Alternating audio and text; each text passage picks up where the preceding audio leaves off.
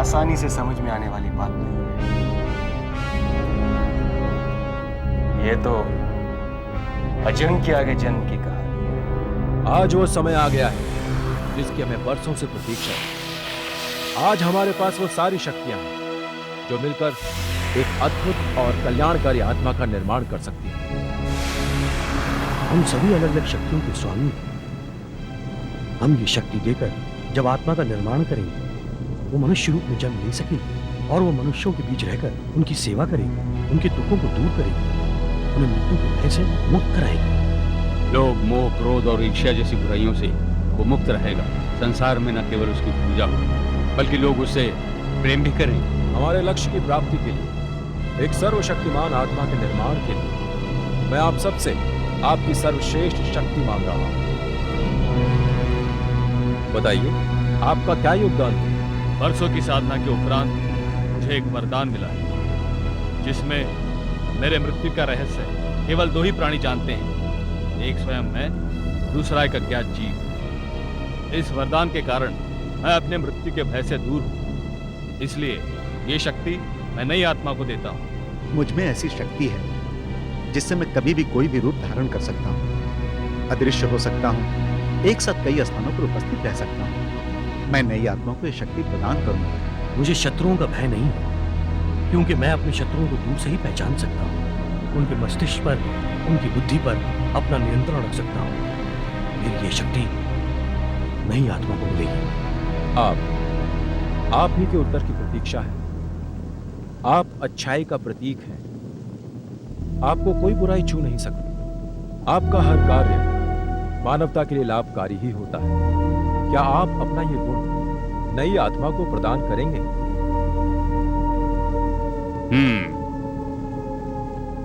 मानवता की सुरक्षा और समृद्धि के लिए हम अपना कार्य आरंभ करें।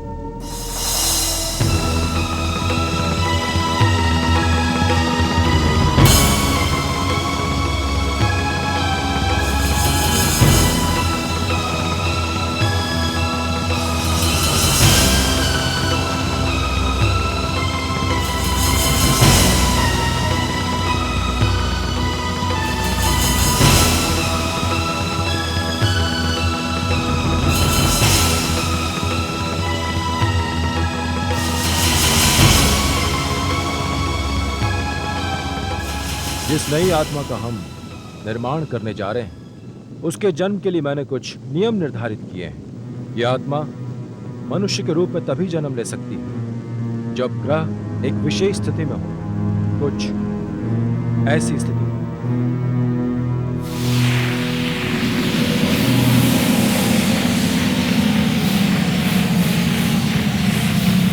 ग्रहों की स्थिति प्रत्येक 37 वर्ष बाद बनती है। इसलिए हमारी नई आत्मा को मनुष्य के रूप में जन्म लेने का यह अवसर प्रत्येक 37वें वर्ष में ही मिलेगा। ग्रहों की यह स्थिति हमारी आत्मा और उसकी शक्तियों का निशान है। अब मैं आपसे आपकी शक्तियां लेकर इस निशान को दूंगा।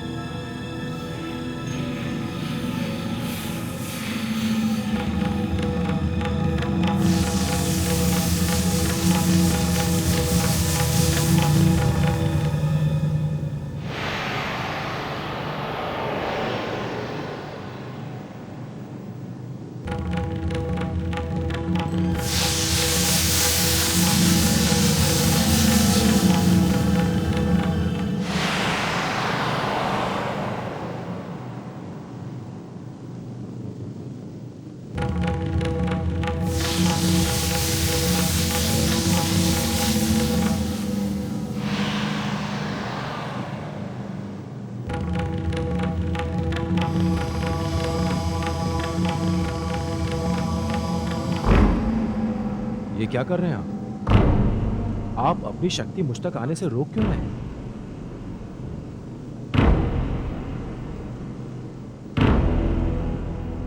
मैं अपनी अच्छाइयां इस नई आत्मा को नहीं देना चाहता। क्यों? क्योंकि मैं नहीं चाहता कोई विधाता बनने का प्रयत्न करे। यदि आप अपनी अच्छाइयां इस आत्मा को नहीं देंगे तो यह निशान या आत्मा एक बुरी शक्ति बन जाएगी। सारी मानवता संकट में पड़ जाएगी। सब कुछ नष्ट हो जाएगा। नहीं, ऐसा नहीं होगा। परमात्मा पर विश्वास रखो और अपना कार्य जारी रखो। पर अब आपकी सहायता के बिना यह कार्य पूर्ण नहीं हो सकता। आप जानते हैं, मैं अब इनकी दान की हुई शक्तियां वापस लेकर इन्हें लौटा नहीं सकता। जानता हूं, फिर आप ऐसा क्यों कर रहे हैं? क्योंकि मैं यही चाहता हूं। मैं चाहता हूं कि संसार में बुरी शक्ति का जन्म हो, जो लोगों को कष्ट पहुंचाए, ताकि सभी परमात्मा का, उसकी अच्छाइयों का महत्व समझें, सभी विधाता पर विश्वास करें और उसकी आराधना करें। इसलिए इस बुरी आत्मा को जन्म लेने दो। ये तो विश्वासघात है। नहीं, ये मेरी शक्ति है अपने बनाने वाले के प्रति। मैं तो आपका साथ दे रहा था इसलिए कि मेरा लक्ष्य एक बुरी शक्ति का निर्माण करना था।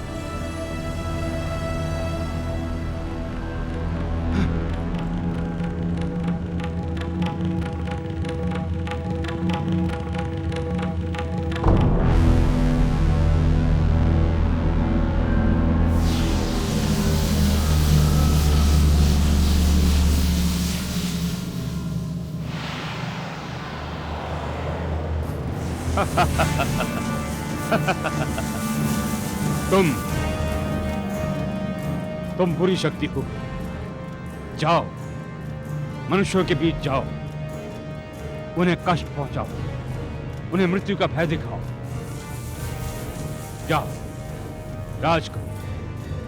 वे तुम्हारी पूजा करेंगे, तुम्हें प्रेम करेंगे, लेकिन तुम्हारी अच्छाइयों के लिए नहीं, तुम्हारे भय से, मृत्यु के भय से। जाओ अजिंक्य, जाओ।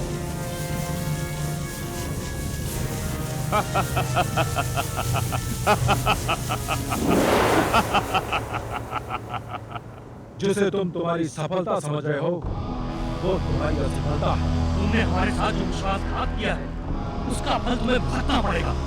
हम तुम्हें श्राप देते हैं, आज से तुम्हारी अच्छाइयां तुम्हें छोड़ दें। तुम स्वयं उस बुरी शक्ति के सेवक बनो, और जब भी बुरी शक्ति पहली बार मनुष्य रूप में आएगी, अपने आप को, अपनी शक्ति को पहचानेगी, और तब वो तुम्ही से विश्वासघात करेगी। और तुम भी हमारी तरह मिट्टी बन जाओगे, और तब तक मिट्टी बने रहोगे जब तक तुम स्वयं उस बुरी शक्ति को नष्ट करने का निर्णय नहीं ले लेते। तुम स्वयं उसे नष्ट करोगे, तुम स्वयं उसे नष्ट करोगे। और इस तरह मैं अजिंक्य इस दुनिया में आया। तो क्या इस दुनिया में सिर्फ तुम ही हो जो ये जानते हो कि तुम्हें कैसे खत्म किया जा सकता है?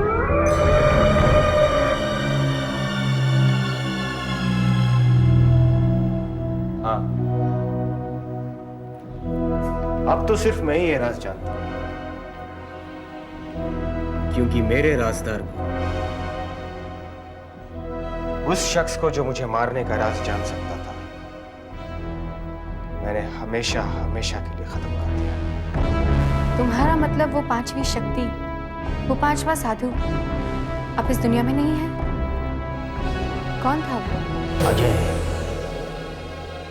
उन 5 साधुओं में से जो बच गया वो अजय है। उन 5 साधुओं में से जो बच गया वो अजय है। श्राप की वजह से वो अजिंक्य का सेवक बन गया, हमेशा हमेशा के लिए। उसने अजिंक्य की सेवा करके उससे वरदान प्राप्त कर लिया कि वो तब तक नहीं मरेगा जब तक अजिंक्य जीवित है। और कमाल की बात तो यह है कि आज अजय अजिंक्य को मारना चाहता है। मगर क्यों गुरुदेव? उसी श्राप की वजह से। उसमें कहा गया था ना कि तुम खुद उसे मारोगे। आज वही हो रहा है। अजय अजिंक्य की जान का दुश्मन बन गया है।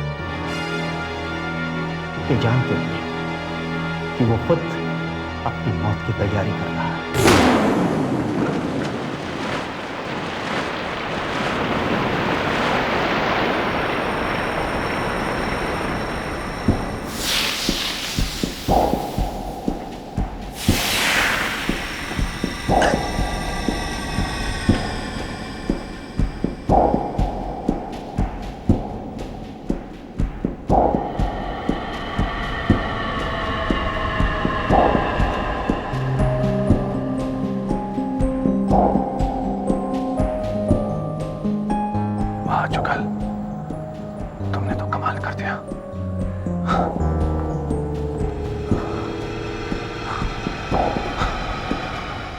अगर तुम समझ चुके हो कि तुम्हारे दुश्मन उस गुफा में जाने वाले हैं, तो तुम उन्हें रोकते क्यों नहीं?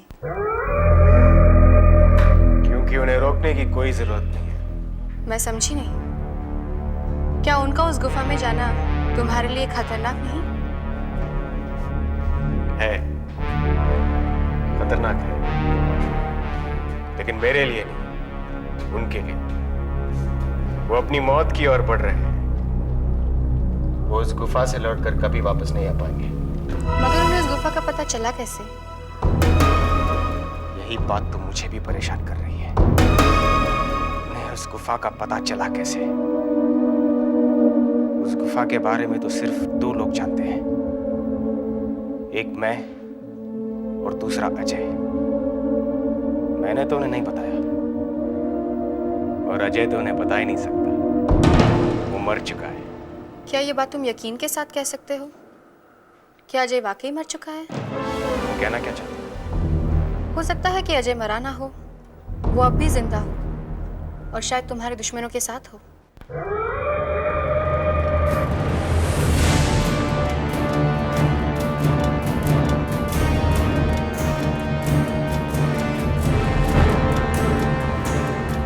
हाँ, ये तो हो सकता है। शायद यही हुआ है। इसलिए मेरे दुश्मनों की हिम्मत दिन ब दिन बढ़ती जा रही है। इसलिए वो उस गुफा की ओर बढ़ रहे हैं। अजय ही उन्हें ले जा रहा है।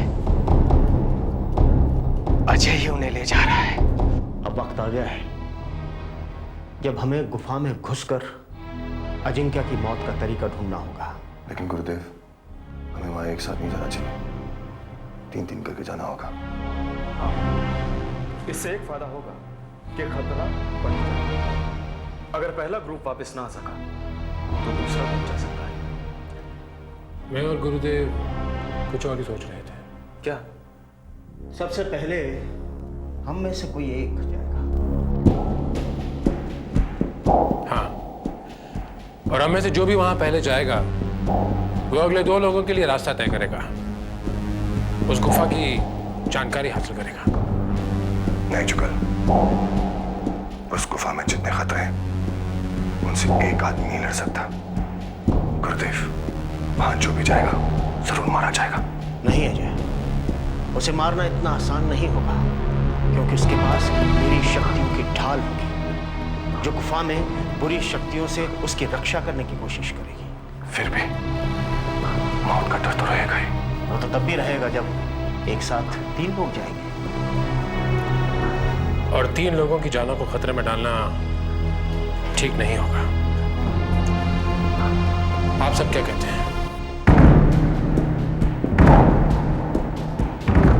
ठीक है, अगर आप सबको यही मंजूर है तो अब हमें ये तय करना पड़ेगा कि वहां जाएगा कौन।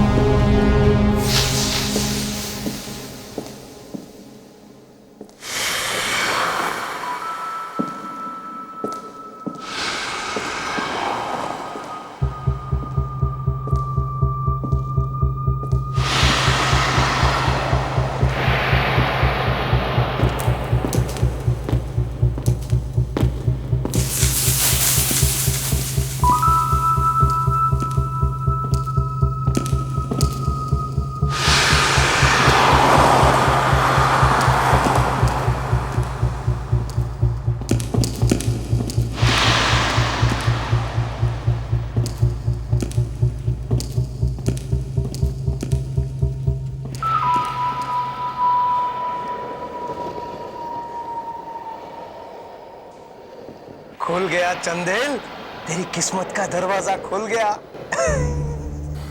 मैं जाऊंगा। नहीं देवें, पहले मैं जाऊंगा। तुमने कहा था लेडीज फर्स्ट।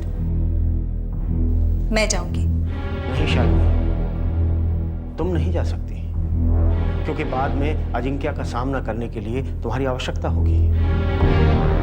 और तुम तो जानते ही हो, तुम मालिनी का पुनर्जन्म। यही बात तो दीपेन के लिए भी लागू होती। वो दीपांकर का पुनर्जन्म, इसलिए वो भी नहीं जा सकता। इसलिए मैं जाऊंगा। मुझे सबसे कम खतरा है। नहीं अजय, तुम नहीं जा सकते।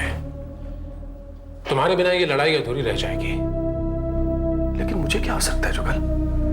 तुम लोग सब जानते हो कि मैं मरने वाला नहीं हूं। फिर भी अगर किसी भी वजह से तुम लौट कर नहीं आ सके तो इस लड़ाई का क्या होगा? ये आगे कैसे बढ़ेगी? जुगल ठीक कह रहा है, इसलिए सबसे पहले मैं जाऊंगा इस लड़ाई को हमेशा हमेशा के लिए खत्म करने के लिए। नहीं गुरुदेव, आप तो हमारी हिम्मत है। अगर शुरुआत में ही आपको कुछ हो गया तो हम लोग तो टूट जाएंगे। इस लड़ाई को आपकी सबसे ज्यादा जरूरत है गुरुदेव। अब तो सत्तू सिर्फ तुम और मैं ही बचे हैं, और हम दोनों में से मैं जाऊंगा। क्यों? क्योंकि मैं एक फौजी हूं, खतरों से खेलने का तजुर्बा है मुझे। तो मैं ही कौन सा बचपन से घर में बैठूं। जब भी किसी घर में चोरी करने घुसा तो वहां की हवा तक को पता नहीं चला कि मैं कब आया और कब गया। तुम चोरी के पेशे को आर्मी की ट्रेनिंग के साथ कंपेयर कर रहे हो? नहीं, मैं सिर्फ ये कह रहा हूं कि वहां मैं जाऊंगा। सत्तू, अगर हम यूं ही खड़े खड़े बहस करते रहे तो सारी जिंदगी ऐसे ही गुजर जाएगी। अब तो एक ही तरीका है फैसला करने का। क्या?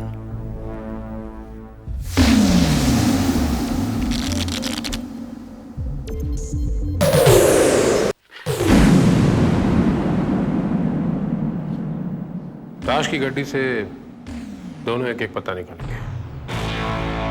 जिसका भी पत्ता ज्यादा बड़ा होगा वो बाजी जीत जाएगा। गुफा में वही जाएगा।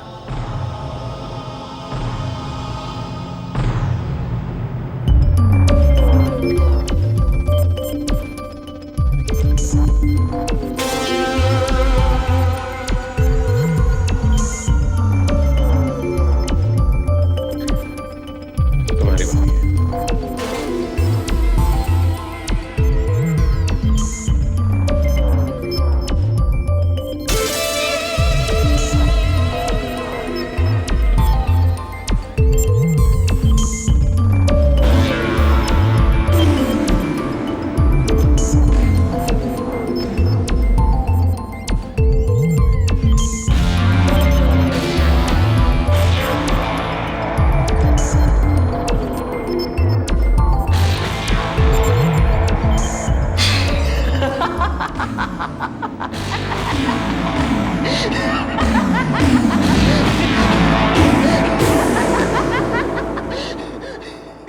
बादशाह है, मैं जीत गया।